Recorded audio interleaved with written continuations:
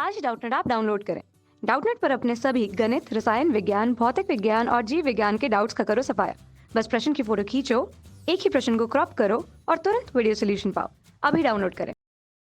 दिया प्रश्न पूछा गया है कि पृथ्वी तल पर विषुवत रेखा से ध्रुवों की ओर जाने पर जी का मान किस प्रकार परिवर्तित होता है।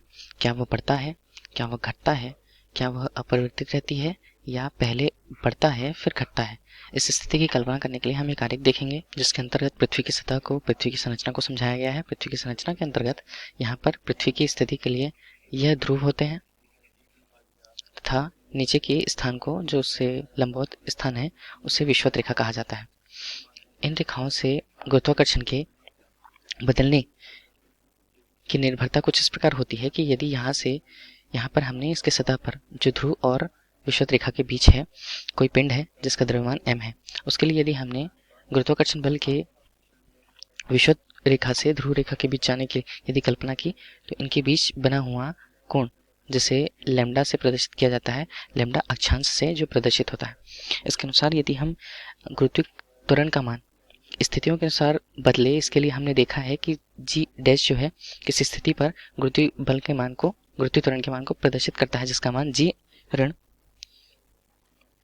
गुणा आर गुणा कॉस वर्ग गामा से प्रदर्शित होता है।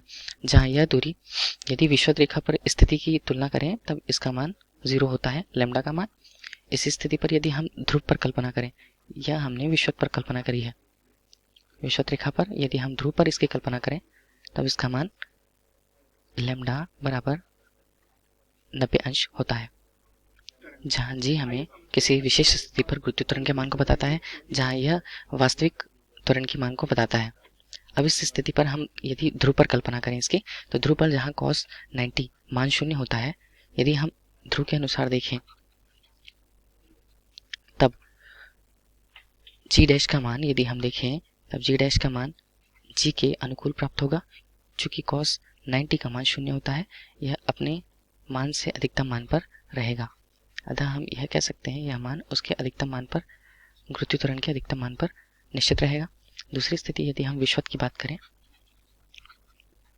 विषुवत रेखा पर बात करें, तब जी डैश का मान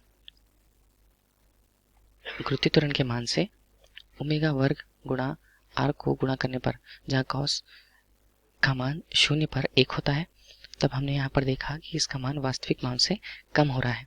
यदि हम इसे कहें तब यह विषुवत रेखा पर गुरुत्व त्वरण के मान को न्यूनतम प्रदर्शित करता है।